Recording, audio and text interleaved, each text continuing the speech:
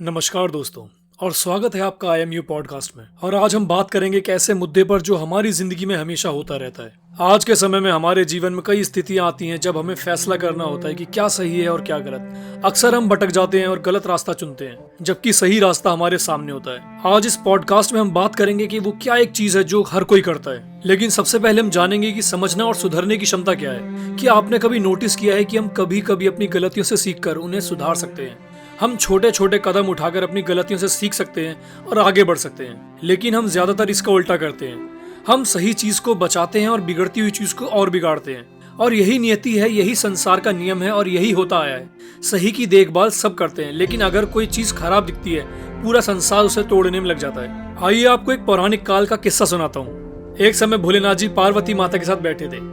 तब अपने स्थान पे बैठे बैठे जब माता ने अपने मन की दृष्टि को संसार की तरफ वेग गति यानी तेजी से देखा तो उन्होंने देखा कि कई सारे लोग एक पुराने पेड़ को लकड़ी के लिए काटने में लगे हुए थे, और वहीं जबकि पास में हरा भरा पेड़ था जिसमें ताजा लकड़ियां थी और उसे कोई नहीं काट रहा था। यह देख माता बहुत आश्चर्य में पड़ गई कि ये क्या माजरा है।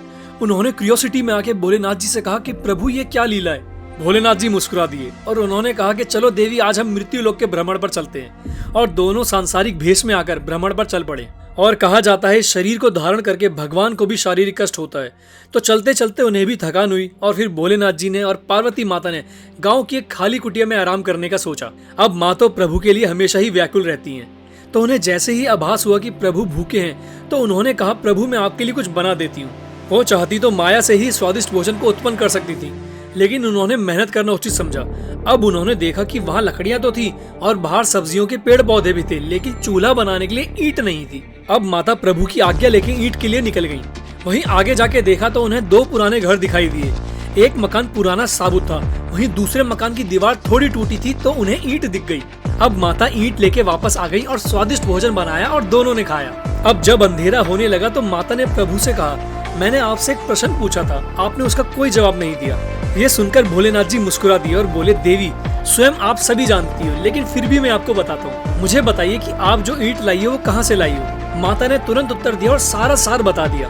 भोलेनाथ जी ने कहा, आपने बस एक टूटी दीवार देखकर वहाँ से ईंट निकाल ली, लेकिन जो घर सही दिखा उसे बचा लिया। संसार में भी लोग यही करते हैं, जो अच्छा है उसे बचाते हैं, लेकिन अगर हल्का सा भी खोट दिखता है उसे और बर्बाद कर देते हैं। और ये सुनकर माता को उनका जवाब भी मिल गया। दोस्तों, इस कहानी को बताने के मेरे दो मकसद थे। पहले ये बताना कि संसार में बस अच्छी चीजों को बचाया जाता है। अगर आप कमजोर हो तो सब आपको और खराब या कमजोर करते चले जाएंगे। जैसे पैसे वाला और पैसे वाला बनता जाता है और गरीब होता जाता है। और दूसरा कि जैसे प्रभु ने माता को सही रास्ता दिखाया, वैसे ही दूसरों को सही रास्ता दिखाना अच्छा होता है। क्योंकि हमारा समझना और सही रास्ता चुनना एक बात है, लेकिन दूसरों को भी सही रास्ते पर ले जाना हमारी जिम्मेदारी होती है। हमें अपनी सही राहों को दूसरों के लिए प्रकाशित बनाकर उन्हें भी सही दिशा में ले जाना चाहिए। दोस्तों, बिगड़ते हुए को सुधारने के लिए हमें अपने साथियों और समाज के साथ मिलकर काम करना चाहिए, क्योंकि कभी कभी अकेले किसी भी बिगड़ती चीज को सुधारना मुश्किल हो सकता है, लेकिन एक साथ मिलकर काम करके हम सही को बचा सकते हैं। अगर हम थोड़ी मेहनत करके किसी कमजोरी या कमी को सही कर देंगे तो वो भी नई जैसी हो जाएगी। दोस्तों, बचाने पर ध्यान दो, बिगाड़ने पर नहीं। इससे सब खत्म हो जाता है और कुछ नहीं बचता। आज के एपिसोड के लिए इतना ही। मेरी यही कोशिश रही है कि आपको इंस्पायर करूं और आपके जीवन में कुछ नया सोचने को मिले। अगर आपको ये पॉडकास्ट पसंद आए तो लाइक करें और शेयर करना ना भूलें। हम कल 8 बजे ही एक नए एपिसोड के साथ वापस आएंगे। धन्यवाद और मिलते हैं अगली बार।